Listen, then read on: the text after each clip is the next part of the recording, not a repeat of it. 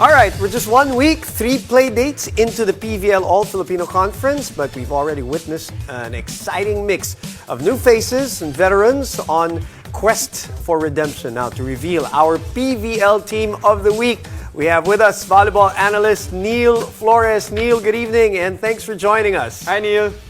Good evening, Dom. Hi, Jaco. Thanks for having me. Oh, as always, we love it. And we want to clarify to those who are watching, when we say PVL Team of the Week, we're talking about Neil's list and not PVL as the league. So not the official list. Not the official list. Yeah, Neil, before we go to your list for the Team of the Week, a quick reaction to the game yesterday between Petrogas and Chocomucho. Oh, it was a crazy game. I covered that game with Eric Tepan, and tension was very high in the Phil Oil, Eco Oil arena. It was a good match. I mean, 2 new systems, 2 new head coaches. But in yesterday's game, I feel like yung Petrogas lang talaga yung nag-click together as a team. They followed the system well. They implemented it better. So they got that win. All right. Well, speaking of Petrogas, let's talk about the first person on your list. And boy, did she. It was a vintage performance last night. I know we say that every now and then, and we don't see it every time. But when your first girl is on, she's on. Who is she? Well, the first one is Aiza Maizo Pontillas on my list. And I was covering her when we were analyzing the gameplay of the Petrogas Angels. I was literally having goosebumps every time she scored a point. Parang she turned back time talaga eh. Yep. And she's been playing in the commercial league since 2010.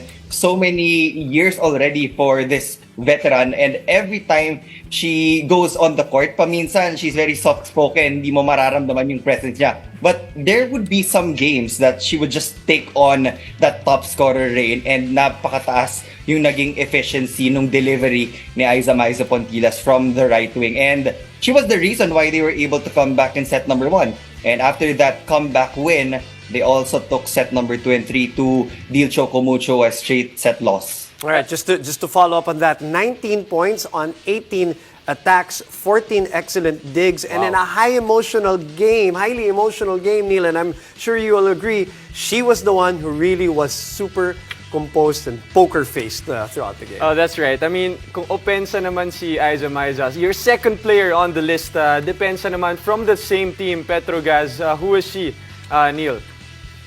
Second player that I chose was Remy Palma. When you are on the receiving end of that rotation, you would most probably need 4 touches, diba? Aside from the digging, the setting, and the attacking, it's all about getting a good rebound. And aside from the kill blocks na nagawa ni Remy Palma yesterday, she had a lot of rebounds na napabagal ng bola. That's why it was easier for Janelle Cheng to actually run their combination plays. She outplayed Dina Wong in that setting position. A lot of low, fast C sets, not just in the left pin, but also dun sa side ni Aiza Maizo Pontillas. And then from time to time, she would also utilize yung mga short slide ni Des Clemente, a quick power tips ni Remy Palma. So I would say that it was a huge factor na they outblocked Chocomucho yesterday. Veterans really stepped up in that match yesterday. I was talking to Ayel and our good friends Ayel and Melatunay. I was saying how I'm interested to see this Coach O dynamic with veteran players this time. And they're 1-1 so far here in the conference. Let's move on to the team that is 2-0. And they are blazing through those 2 games. And they are the head of the snake of that offense, Gia De Guzman. 27 excellent sets in the first, 25 in the second, Neil. Gia will always be the gold standard when you at the setter's position. That's why they're very dominant right now after the first 2 outings. And yung unang dalawang kalaban nila, these are no pushover teams. The Signal HD Spikers in straight sets, Petrogas Angels also in straight sets. And without Eliza Valdez in the fold, sa ngayon for them, it will be a question of paano i-utilize ni Gia De Guzman yung attackers niya. But seems like they don't have any problem. Even if they don't have Eliza Valdez there, they were able to make small adjustments, moving some pieces like Tots Carlos to that outside pin, Michelle Gumabao in that right pin, back to her normal self. But again, ang maganda kay Gia, even if they don't have perfect passes at times, you would also notice that with Creamline, napapaganda niya yung bola, Yep. and it's always easy for the attackers Right. to just convert on the offense. That has been her trademark since Ateneo. I want to ask real quick, your quick thoughts. Do you think they're playing faster even this conference after 2 games? That's like the general observation of our friend analysts.